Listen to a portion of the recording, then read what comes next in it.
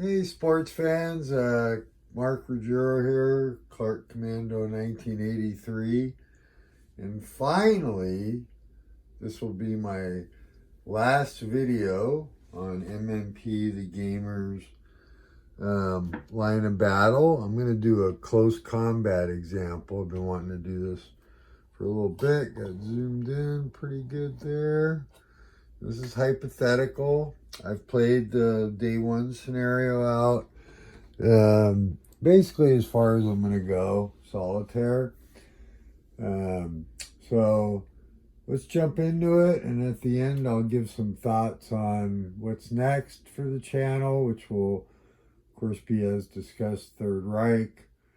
And yeah, cancer kind of slowed me down, so apologies for taking so long to get this video done.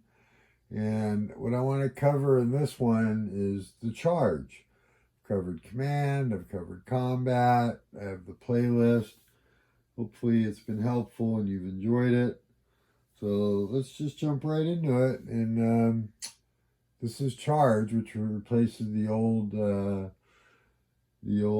close combat system in the regimental sub-series. And remember, these rules are backwards compatible to regimental sub-series. On the MMP site, you can go to the Gamers Resources to print out any updates you need.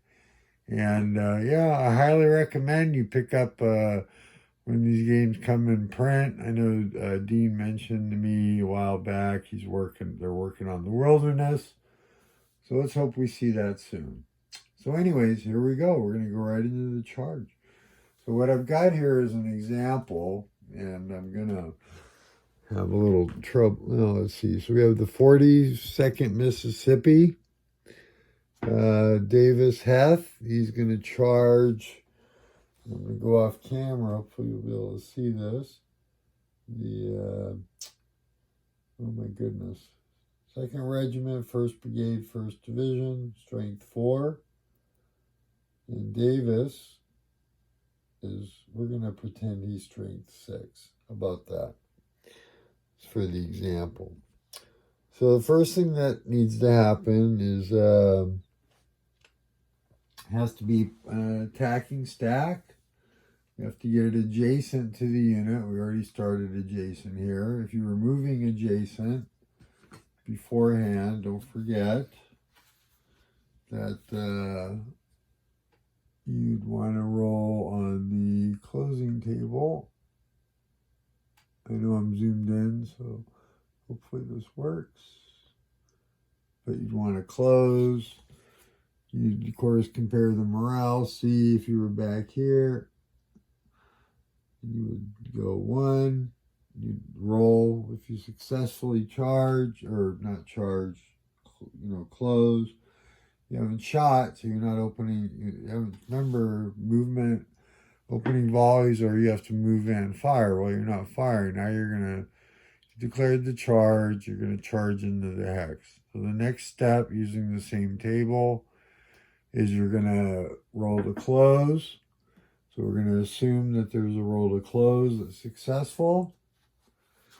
And I'm not going to roll dice. I'm going to just kind of walk through what the next steps are. So you've successfully closed from the adjacent hex.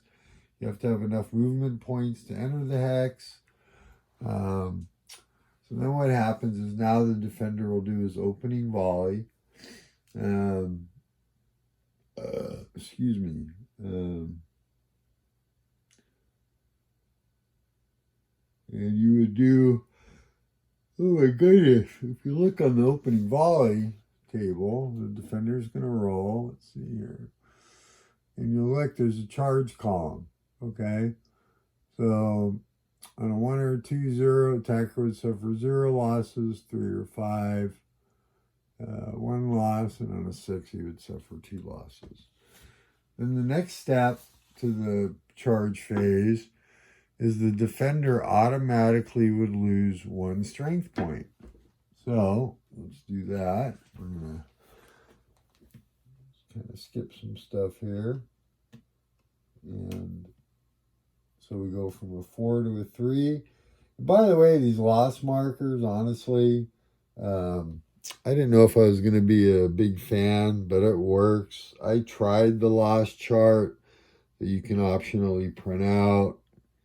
I decided to stick with the loss markers. Your choice may vary, but anyway, just a thought. So now we have 6 factors. Now the next step is the defender takes a morale check. Oh, boom. And I just did that, the automatic loss. Sorry, chemo brain. Now there are some additional, let's see if we can find it here, charge modifiers. So the defender has to make a morale check. And what we're going to do here is compare the strength. So we have Davis, who's theoretically still at 6. And he's trying to charge into this brigade here with a strength of 3. So 6 to 3, okay, is 3 or 4 better. So attacker's 3 or 4 better. Oh my goodness, sorry. So you read this chart. Let me see if I can get it up here. Pardon. So since the attacker is bigger, there's going to be a +2 to the defender's morale. If the defender was bigger, he would get a negative modifier. So you go to the morale chart, a handy dandy morale chart, which we've covered. And we're going to look, and this brigade's a B morale, but he's going to shift up to become a D morale. You would take the morale check and implement the results. So for this purpose, we're going to go ahead and roll just to see what would happen. And yes, I got my handy dandy roller. So I rolled a 5. Wow, they held their ground. Let me see here. D morale, where's the dang morale chart? There it is. D morale, rolled a 5, and no result. So what would happen in this case is that ends Davis's move. And that's how simple it is.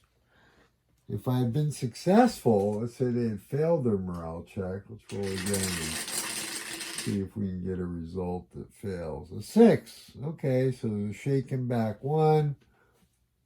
All right. So what would happen, and they're shaking back 1, and of course, the rest of the results at this point, you can figure it out, is we would shake, and he would retreat 1 hex. I'll retreat him to there. Attacker must advance. Okay?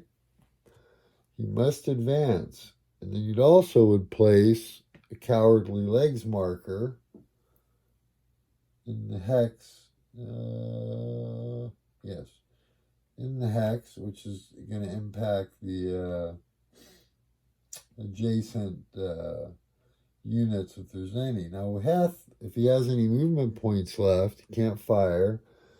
But back up. So if you fail a closing roll, I'm backing up just a hair.